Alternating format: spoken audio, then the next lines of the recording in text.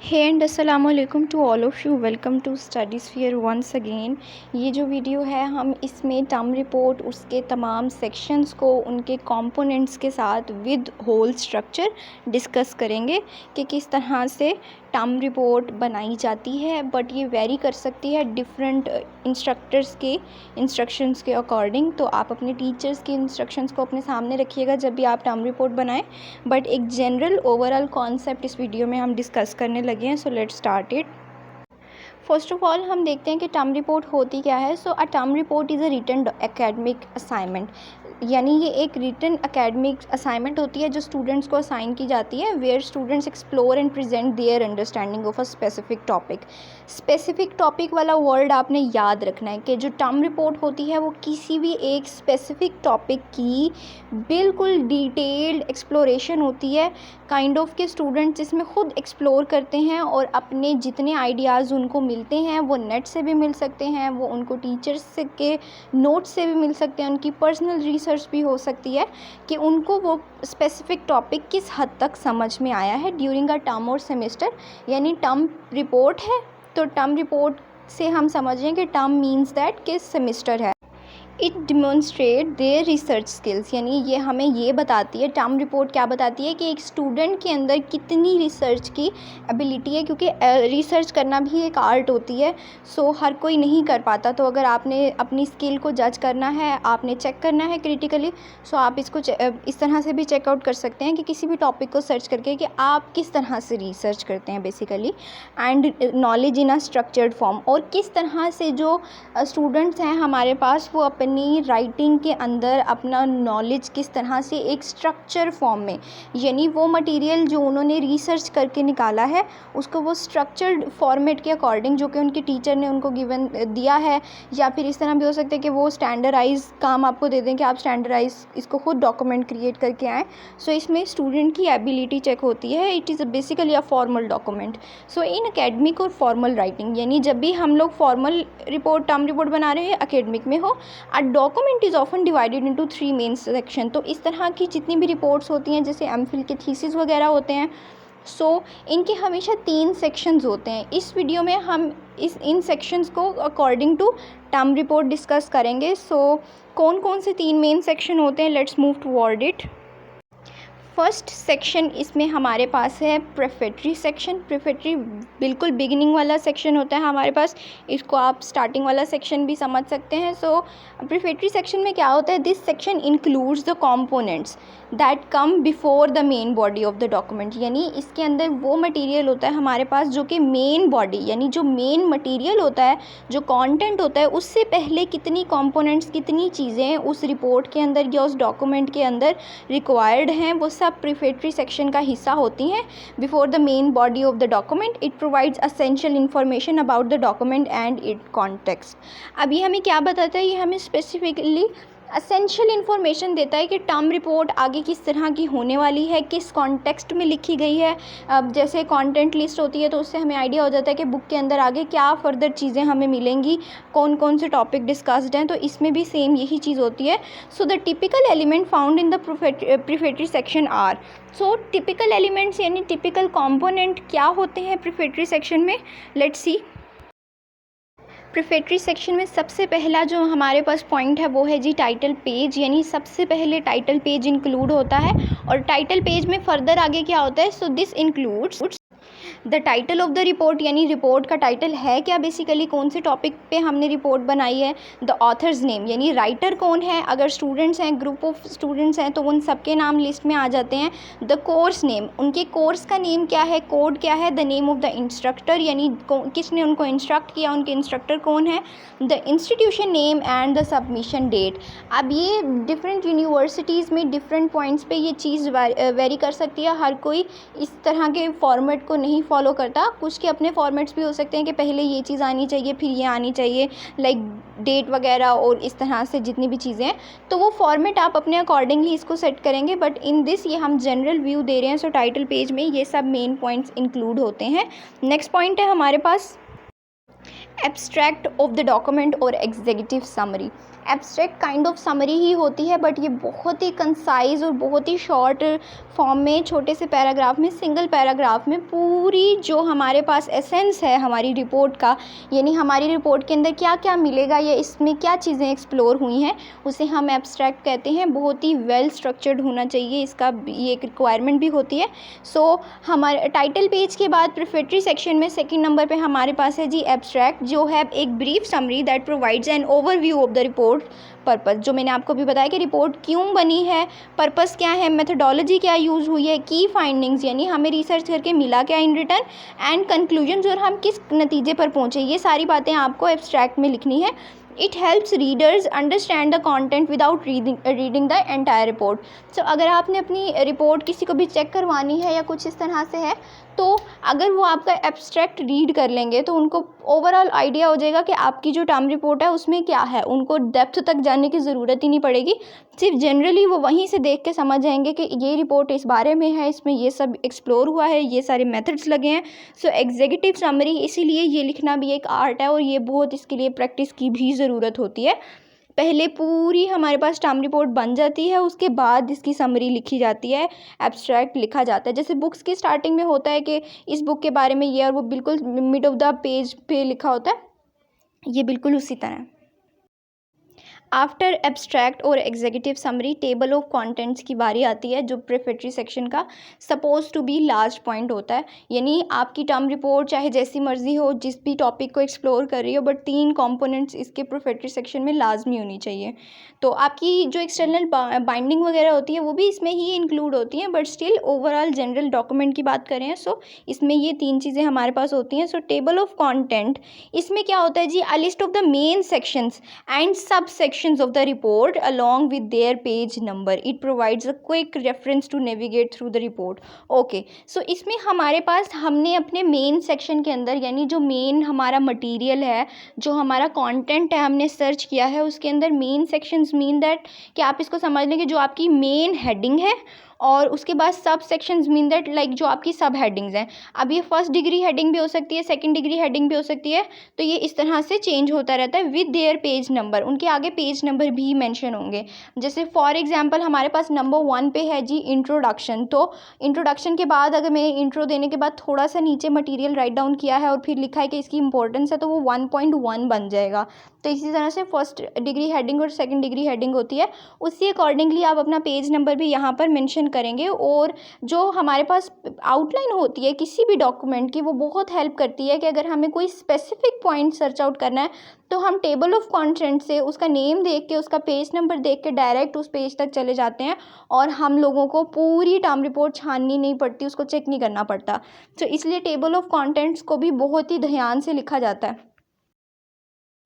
प्रिफेटरी section close होने के बाद हमारा मेन सेक्शन शुरू हो जाता है, जिसको हम मेन बॉडी भी कहते हैं। मेन बॉडी में हमारा वो सारा मटेरियल होता है जिसको हमने कंपाइल किया होता है विद इट्स कंक्लूजन, कि हमने क्या क्या मटेरियल सर्च किया, किस किस तरीके से सर्च किया, हमने क्या रिकमेंडेशंस निकाली, हम लोग के क्या कंक्लूजन्स हैं। तो ये सब चीज़ें इसके अंदर इंक्लूड होती हैं मेन बॉडी के अंदर, यानी जो आपका मेन मटीरियल होता है। So this section contains the core content of the document. It presents the main ideas, arguments, findings and discussions related to the document topic. The main section typically includes, यानी main section के अंदर, क्योंकि ये हमारा main section है, इसके अंदर सारा core content का मतलब है कि जो असल में material है, जो असल में document है, वो ये इसके अंदर मौजूद है, सारा research material. So इसके अंदर हमारे पास main ideas, arguments, findings, discussions होती हैं, जो कि further आगे सब sections में divide हुई हुई हैं, यानी आगे उसके डिफरेंट पॉइंट्स हैं। सो हम देखते हैं कि मेन सेक्शन में सबसे पहले नंबर पे हमारे पास क्या चीज़ है। इंट्रोडक्शन सबसे पहला पॉइंट है मेन बॉडी के अंदर, मेन सेक्शन के अंदर। इसमें जी क्या होता है कि this section introduces the topic, यानी टॉपिक और problem addressed in the report, यानी जो भी आपने मटेरियल जिस भी स्पेसिफिक टॉपिक के अकॉर्डिंग निकाला है, वो वाला टॉपिक इसमें इसका वो इंट्रोडक्शन होगा उस टॉपिक का। इट सेट्स द कॉन्टेक्स्ट, यानी ये बताएगा कि आगे की हमारी कॉन्टेक्स्ट किस तरह का हो गया है या होने वाला है। एक्सप्लेन्स द ऑब्जेक्टिव्स, या हम ये सब क्यों कर रहे हैं, यानी हमारे ऑब्जेक्टिव्स क्या हैं, हम चाहते क्या हैं इस टर्म रिपोर्ट से, and outlines the scope of the study, मतलब importance of this study specifically related to any particular topic. इसमें ये चीज़ भी इंक्लूड हो रही है कि आखिर हम लोग इंट्रोडक्शन दे रहे हैं तो वो ओवरव्यू होगा, इसमें डेफिनेशंस भी इंक्लूड होती हैं, इसमें इंपॉर्टेंस भी इंक्लूड होती हैं, इसमें ऑब्जेक्टिव्स भी इंक्लूड होते हैं। मेन सेक्शन का सेकंड पॉइंट है हमारे पास लिटरेचर रिव्यू, जिसे लिटरेरी रिव्यू भी कहते हैं या काइंड ऑफ बैकग्राउंड स्टडी भी कह सकते हैं। सो इसमें क्या होता है, लिटरेचर रिव्यू का मतलब है कि आप किसी भी चीज़ को, कोई ऑलरेडी चीज़ है और आप उसको रिव्यू कर रहे हैं, यानी दोबारा से देख रहे हैं। So a review of relevant literature and research related to the topic. इसमें क्या होता है बेसिकली कि आप जैसे स्पेसिफिकली किसी भी टॉपिक को डिस्कस कर रहे हैं, आप उस पर टर्म रिपोर्ट बना रहे हैं, तो आप उससे रिलेटेड गूगल से या किसी भी वेबसाइट से मटीरियल लेंगे। अब उसमें आप गूगल स्कॉलर पे जाएँ तो आपको हर मेजॉरिटी ऑफ द टॉपिक बहुत सारे वहाँ पे नंबर ऑफ आपको आर्टिकल्स मिल जाते हैं जो कि हमें लिटरेचर रिव्यू में चाहिए होते हैं। सो अगर आपको चाहिए तो आप वहाँ से जाके ले सकते हैं। सो this section demonstrate the author has research and understand the existing knowledge on the subject. इसका मतलब ये होता है इससे कि जो हमारे पास स्टूडेंट है, यानी जो हमारे पास हमारा ऑथर है, राइटर है जिसने ये डॉक्यूमेंट बनाई है, उसने प्रीवियसली जितने भी डॉक्यूमेंट्स इस टॉपिक को लेके पब्लिश हुए हैं उनको रीड किया है, उसको समझा है, और फिर उसने अपना जो मटेरियल है उसको कंपाइल किया है, अपना मटेरियल जो है वो ऑर्गेनाइज किया है, ये उसको राइट डाउन किया है। इसके बाद हमारे पास है जी मेथोडोलॉजी। मेथोडोलॉजी में हमारे पास क्या होता है, this section explains the research design, data collection methods and any tools or techniques use to gather information. यानी आपने किस तरीके से अपना मटेरियल जो है वो गैदर किया है, कोई स्पेसिफिक टूल लगाए हैं, कोई कलेक्शन मेथड था, अगर आपका कोई आपका रिसर्च का डिज़ाइन था, वो सब चीज़ें यहाँ पे इंक्लूड होती हैं। It also allows reader to understand how the report data was obtained as an and analyze. अब रीडर्स को ये हेल्प करता है कि रीडर्स को पता चल जाता है कि जो हमारे पास राइटर ने मटेरियल दिया है वो उसने किस तरीके से ऑर्गेनाइज किया है, उसने किस तरह से इसको कंपाइल किया है, गैदर किया है, एनालाइज, और उन्होंने उस चीज़ को एनालाइज भी कैसे किया है। आफ्टर इट हमारे पास है फाइंडिंग्स एंड रिजल्ट्स, यानी प्रेजेंट द मेन फाइंडिंग्स और result of the research often using tables, charts और ग्राफ्स और टू इलस्ट्रेट डेटा। सो इसमें आपने फाइंडिंग और रिजल्ट में आपने अपना जो मेन फाइंडिंग्स हैं कि आपको क्या क्या मिला या कौन आपकी रिसर्च का रिजल्ट क्या आया, आपने जितनी भी रिसर्च की, और अगर इसमें आपका कोई मटीरियल है, अगर उसकी डिमांड है तो आप इसमें ग्राफ्स भी दे सकते हैं, टेबल चार्ट से भी बता सकते हैं, इवन के ग्राफ्स और कोई इस तरह से जितनी भी हमारे पास विजन्स होते हैं उन्हें आप इंक्लूड कर सकते हैं। उसके बाद डिस्कशन आ जाती है। डिस्कशन में क्या होता है कि this section interprets and analyses the in findings in the context of the research objectives. यानी इस सेक्शन में या इस पॉइंट में हमारे पास ये चीज़ होती है कि किस तरह से इंटरप्रेट किया है, एनालाइज किया है फाइंडिंग्स को, यानी जो मटीरियल हमने निकाला है in the context of the research objective, यानी रिसर्च ऑब्जेक्टिव्स को जिन्हें हमने इंट्रोडक्शन में इंट्रोड्यूस करवाया था, उसके कॉन्टेक्स्ट में जो हमने कॉन्टेक्स्ट सेट किया था वहाँ पे इंट्रोडक्शन का मतलब यही था ना कि हमने इंट्रोड्यूस करवाना है टॉपिक को कि हमारे पास कॉन्टेक्स्ट जो है वो बन जाए। तो हमने बताना है कि हमने जो फाइंडिंग्स निकाली थी रिसर्च ऑब्जेक्टिव्स को मद्देनज़र रखते हुए उसको किस तरह से एनालाइज किया गया है, इंटरप्रेट किया गया है। It also explains the significance of the result and discuss any implications और लिमिटेशंस। इसके अंदर हमारे पास रिजल्ट्स का सिग्निफिकेंस भी आता है, और अगर आपके जनरली किसी भी टॉपिक के अंदर कोई लिमिटेशंस हैं, कोई इम्प्लीकेशंस हैं, यानी वहाँ पे कोई जैसे डिसएडवांटेजेस एडवांटेजेस होते हैं, कुछ इस तरह से मटेरियल आ रहा है तो वो भी यहाँ पर इंक्लूड होता है डिस्कशन वाले पॉइंट में। लास्ट कंपोनेंट है मेन सेक्शन का, मेन बॉडी का, इट्स कंक्लूजन। सो इसके अंदर ये होता है कि it is basically a summary of the main points की findings and the overall outcome of the study. यानी अभी तक आपने मेन बॉडी के अंदर जो जो सब कुछ किया है आपने उसका ओवरऑल एक समरी लिख देनी है, ओवरऑल एक कंक्लूजन लिख देना है। ये आपकी एब्स्ट्रैक्ट ऑफ द डॉक्यूमेंट से बहुत डिफरेंट होता है। यानी एब्स्ट्रैक्ट में तो आप लोग अपने डॉक्यूमेंट के बारे में एब्स्ट्रैक्ट बना रहे होते हैं, स्पेसिफिक समरी बना रहे होते हैं, बट इसके अंदर आपने मटेरियल को समराइज़ करना है, मटेरियल को कंक्लूड करना है कि अब आप क्या फर्दर आगे देखते हैं। It should also reiterate the significance of the research and its contribution to the field. तो आप यहाँ पे इवन आप अपने जो पर्टिकुलर टॉपिक है उसको, उसकी आगे कितनी ज़्यादा सिग्निफिकेंस है रिसर्च की और कंट्रीब्यूशन टू द फील्ड, यानी अगर आप लिंग्विस्टिक से रिलेटेड कोई भी डॉक्यूमेंट बना रहे थे तो लिंग्विस्टिक की फील्ड में ये डॉक्यूमेंट किस तरह से रीडर्स को हेल्प करेगी या स्टूडेंट्स को हेल्प करेगी, आप वो सारी चीज़ें यहाँ पे इंक्लूड करेंगे। और यहीं पे ये फ़र्क भी हमें समझ में आ गया कि एब्स्ट्रैक्ट में ऑब्वियसली हम ये सब नहीं लिखते, उसमें सिर्फ हमारे डॉक्यूमेंट के बारे में थोड़ी सी इन्फॉर्मेशन होती है, precise concise information, but conclusion में ओवरऑल हमें कंक्लूड करना होता है। तो यहाँ पे हमारा मेन सेक्शन एंड हो जाता है। मेन सेक्शन के ये सब पॉइंट्स थे, आपने नेम वाइज याद कर लेना है, ऑर्डर वाइज याद कर लेना है, इनके ऑर्डर्स चेंज नहीं होते। Third section of our document और our term report is terminal section. ये बाय मिस्टेक यहाँ पे 2 मेंशन है, आप इसको करेक्ट कर लीजिएगा, ये नंबर 3 पे है हमारे पास, ये लास्ट पॉइंट होता है, लास्ट सेक्शन होता है। सो this section terminals basically means ending ना, तो यहाँ पे ये आप यूँ टर्मिनल्स को इसको याद कर लेंगे, ये एंडिंग वाला सेक्शन है हमारे पास।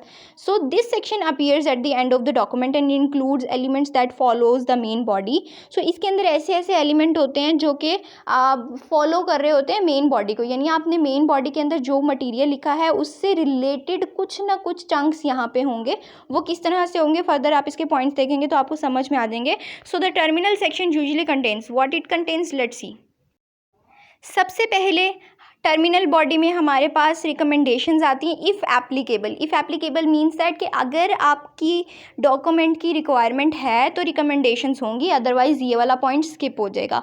सो सजेस्टेड एक्शंस और suggestion based on the studies finding, यानी आपने जो भी अपना टॉपिक सर्च किया है, आपको अगर लगता है कि इसके अंदर आप ये रिकमेंडेशंस दे सकते हैं लोगों को, so these recommendations can be for the further research policy changes और प्रैक्टिकल एप्लीकेशन, यानी आप प्रैक्टिकली पॉलिसी को चेंज करने के लिए या इवन आप दूसरे लोगों को मोटिवेट करना चाह रहे हैं कि आप अगर हमारे टॉपिक पे रिसर्च करने वाले हैं तो आप फर्दर इस वाले मटेरियल को या इस वाले पॉइंट को गो थ्रू कर लीजिएगा, या इस पे ज़्यादा आपने कह लें कि ज़्यादा फोकस करके आपने इस पॉइंट को मद्देनज़र रख के आपने अपनी टर्म रिपोर्ट बनानी है। तो इस तरह की रिकमेंडेशंस हमारे पास 3 टाइप्स की आ जाती हैं कि या तो पॉलिसी चेंज करवाने की कोई रिकमेंडेशन देनी है, कोई प्रैक्टिकली एप्लीकेशन चेंज करवानी है, या फिर आप फर्दर रिसर्च के लिए लोगों को गाइडलाइन देना चाह रहे हैं, रिकमेंडेशन देना चाह रहे हैं।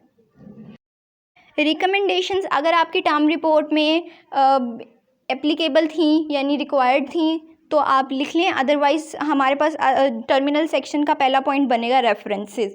सो रेफरेंसेस क्या होते हैं जी, basically a list of all the sources cited in the report following a specific citation style.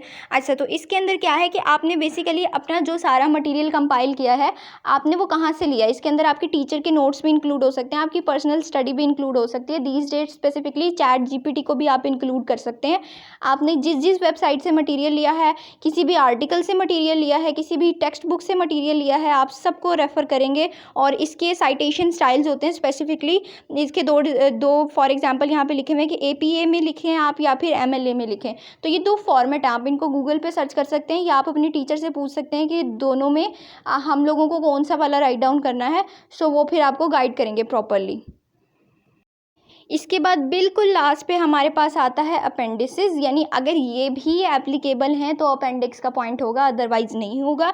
ये क्या होते हैं जी, it is basically these are material such as raw data, interview transcript, surveys और अदर सप्लीमेंट्री इन्फॉर्मेशन। यानी इसके अंदर आपका कोई एडिशनल मटेरियल हो सकता है, कोई भी रॉ डेटा हो सकता है, रॉ फॉर्म में हो सकता है, इंटरव्यू की कोई ट्रांसक्रिप्ट आप शो कर सकते हैं, अगर आपने कोई सर्वे किया है तो वो यहाँ पे इंक्लूड होगा, या फिर इवन के अगर कोई सप्लीमेंट्री इन्फॉर्मेशन है that supports the report but it is not included in the main body, यानी ऐसी कोई फर्दर इन्फॉर्मेशन जो आपको लगता है आपके डॉक्यूमेंट की रिक्वायरमेंट थी या आपका जो आर्गूमेंट है उसको सपोर्ट करती है बट आपने मेन बॉडी में इंक्लूड नहीं की, वो आप अपेंडिक्स वाले सेशन में इंक्लूड कर सकते हैं इस सेक्शन में। सो ये हमारे पास टर्मिनल सेक्शन का बिल्कुल लास्ट पॉइंट है। यहाँ पे हमारा term report format wise complete हो जाता है। इसके फॉर्मेट में रिव्यू कर लें तो 3 किस्म के सेक्शंस बने थे। प्रिफेक्टरी सेक्शन बना था, इसके बाद हमारे पास मेन सेक्शन था, फिर हमारे पास इसका टर्मिनल सेक्शन था, और यहाँ पे टर्मिनल कंप्लीट हो जाता है। तो फर्दर आप देखेंगे the division into prefatory, main and terminal sections, यानी ये जो सेक्शंस में इसको डिवाइड किया गया है टर्म रिपोर्ट को, ये क्यों किया गया है, क्योंकि as it helps in organizing the data, यानी जो आपकी डॉक्यूमेंट है उसको ऑर्गेनाइज करने में। क्यों ये सेक्शंस डिवीजन हो जाती है तो हमारे लिए ईजी हो जाता है मटेरियल को सर्च करने में, make it easier for reader to understand, और रीडर्स के लिए भी ईजी हो जाता है डॉक्यूमेंट समझने को और एक्सेस द इंफॉर्मेशन प्रेजेंटेड, और इवन के रीडर को जो भी इंफॉर्मेशन है जो प्रेजेंट की गई है आपकी टर्म रिपोर्ट के अंदर उसको गो थ्रू करने में भी काफ़ी ज़्यादा आसानी होती है. So that was what we were having from term report. So if you understood the concept, then do like it, share it and subscribe the channel as well. Thank you so much for watching this video.